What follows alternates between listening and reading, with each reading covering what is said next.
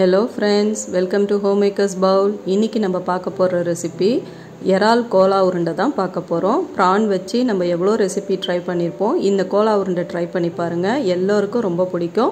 வாங்க வீடியோக்குள்ள போய் எப்படி செய்யறதுன்றதை பார்க்கலாம். அதுக்கு முதல்ல நான் இறாலை நல்லா க்ளீன் பண்ணி அந்த நரம்பெல்லாம் எடுத்துட்டு உப்பு மஞ்சத்தூள் போட்டு கழுவி வச்சிருக்கேன். இப்போ அதை ஒரு பேன்ல சேர்த்துட்டு நம்ம வெறுமனே அதை வதக்கி எடுத்துக்கணும்.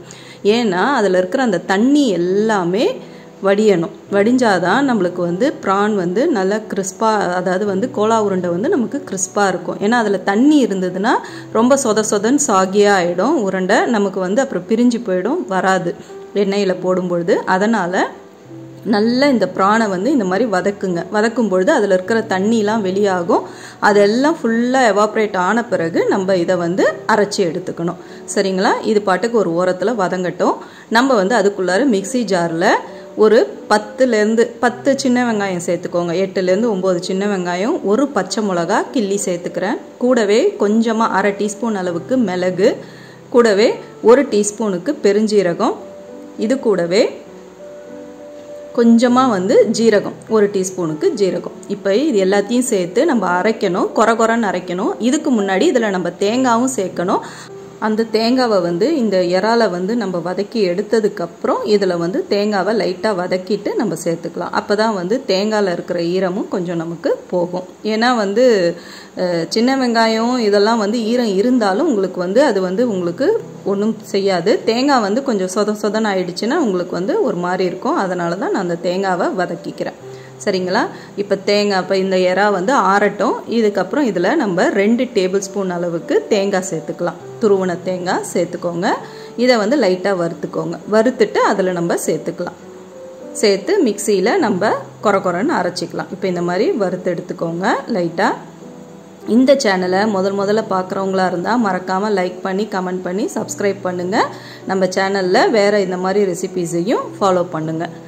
பாருங்கள், இப்போ இந்த மாதிரி நம்ம தேங்காவை இதில் சேர்த்துக்கலாம். சேர்த்துட்டு இப்போ இதை வந்து கொரன்னு அரைச்சிட்டு வந்துடலாம். நம்ம அரைச்சதுக்கப்புறம் இது எப்படி இருக்குன்றத நம்ம பார்க்கலாம். இப்போ இதை நம்ம போய் அரைச்சிட்டு வந்துடலாம். பாருங்கள், இந்த மாதிரி கொரன்னு தான் நான் அரைச்சிருக்கேன். இதை ஒரு மிக்சிங் பவுலில் சேர்த்துக்கோங்க. கூடவே இறாவையும் நான் ஆறுனதுக்கப்புறம் இந்த மாதிரி ஒன்றும் பாதியாக பல்ஸ் மோடில் போட்டு அரைச்சிருக்கேன். மைய அரைச்சிடாதீங்க. இறா வந்து நல்லா இந்த மாதிரி தென்படணும். கொஞ்சம் ஒன்றும் பாதியாக தென்படுற அளவுக்கு இந்த மாதிரி பொலன்னு ஆயிருக்கு பாருங்கள் இறா. இதுவே வந்து நம்ம தண்ணியோடு அப்படியே பண்ணியிருந்தோம்னா சொதன்னு ஆயிருக்கும். இப்போ பாருங்கள் பொலன்னு இருக்குது. இந்த மாதிரி அரைச்சி எடுத்துக்கோங்க. இதையும் அந்த மிக்சிங் பவுலில் சேர்த்துட்டு கூடவே 1 டீஸ்பூன் அளவுக்கு இஞ்சி பூண்டு விழுது சேர்த்துக்கோங்க. இது கூடவே அரை டீஸ்பூன் மஞ்சத்தூள், காரத்துக்கு நமக்கு வந்து மல்லித்தூள் சேர்த்துக்கோங்க. கரம் மசாலா அரை டீஸ்பூன் சேர்த்துக்கோங்க. கூடவே 1 டீஸ்பூனுக்கு தனி மிளகாய் தூள். இது வந்து இறான்றதுனால நம்ம வாய்வாக இருக்கும்னு நான் பெருங்காயத்தூளும் கொஞ்சம் சேர்த்துக்கிறேன். சேர்த்துக்கிட்டு உப்பு தேவையான அளவு உப்பு சேர்த்துட்டு இது கூடவே வந்து 1 டேபிள் ஸ்பூன் அளவுக்கு கார்ன்ஃப்ளவர் சேர்த்துக்கலாம்.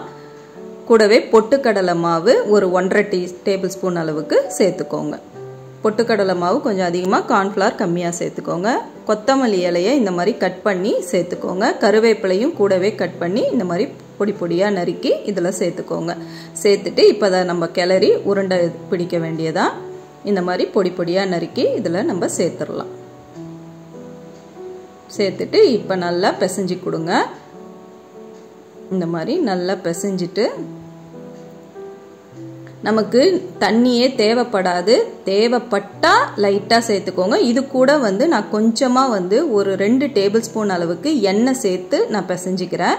அப்போ தான் வந்து நம்மளுக்கு பிடிக்கிறதுக்கு ஈஸியாக இருக்கும். இதை பாருங்கள், இந்த மாதிரி ஒரு 2 டேபிள் ஸ்பூன் அளவுக்கு எண்ணெய் குக்கிங் ஆயில் வச்சுருக்கீங்களோ அதை சேர்த்துக்கோங்க. சேர்த்துட்டு நல்லா இந்த மாதிரி பெசரி விட்டு உருண்டையாக பிடிச்சி எடுத்து வைக்க வேண்டியதான். அதுக்கப்புறம் நம்ம எண்ணெயில் பொரிச்சா நம்மளுக்கு சுவையான இறால் கோலா உருண்டை சூப்பராக ரெடி ஆகிடும். இதை பாருங்கள், இப்போ நான் நல்லா பெசரி வச்சுட்டேன். இப்போ நமக்கு தேவையான சைஸில் உருண்டை பிடிச்சி வச்சு ரெடி பண்ணிக்கலாம். இந்த மாதிரி இப்போ நான் எடுத்த இந்த ஒரு 300 கிராம் இறாவுக்கு எனக்கு வந்து 10லேருந்து ஒரு 13 கோலா உருண்டை வந்தது கரெக்டாக இந்த சைஸுக்கு. பாருங்கள், இந்த மாதிரி ரெடி ஆயிடுச்சு. இப்போ வந்து நம்ம அடுப்பில் எண்ணெயை வச்சு இதை பொரிக்க வேண்டியதான். இந்த மாதிரி எண்ணெய் வச்சுக்கிட்டேன். இப்போ பொறுமையாக போட்டு மிதமான சூட்டில் வறுத்தெடுங்க. போட்ட உடனே திருப்பி விட வேண்டாம். அது வந்து கொஞ்ச நேரம் வேகட்டும். வெந்ததுக்கப்புறம் நம்ம திருப்பி போட்டு திருப்பி கொஞ்சமாக திருப்பி போட்டு வறுத்து எடுக்கலாம். சரிங்களா? இந்த மாதிரி போட்டுட்டு வெயிட் பண்ணுங்கள். நான் சின்ன வானல் வச்சுருக்கிறதுனால 5 தான் போடுறேன். நீங்கள் பெருசாக போட்டிங்கன்னா பெரிய வானலில் நீங்கள் போட்டு கரெக்டாக எடுத்துக்கலாம்.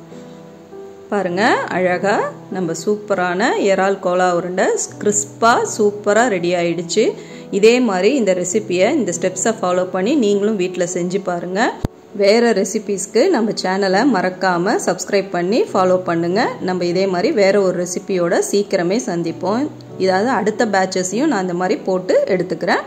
Thank you friends. நம்ம சீக்கிரமே வேறு ஒரு ரெசிபியோட இந்த சேனலில் நம்ம சந்திக்கலாம். மறக்காமல் சப்ஸ்கிரைப் பண்ணிவிடுங்க. பாருங்கள், இந்த மாதிரி நான் அடுத்த பேட்சையும் இதே மாதிரி போட்டு எடுத்துக்க போகிறேன். அவ்வளோதான், நம்ம கோலா உருண்டை ரெடி ஆயிடுச்சு.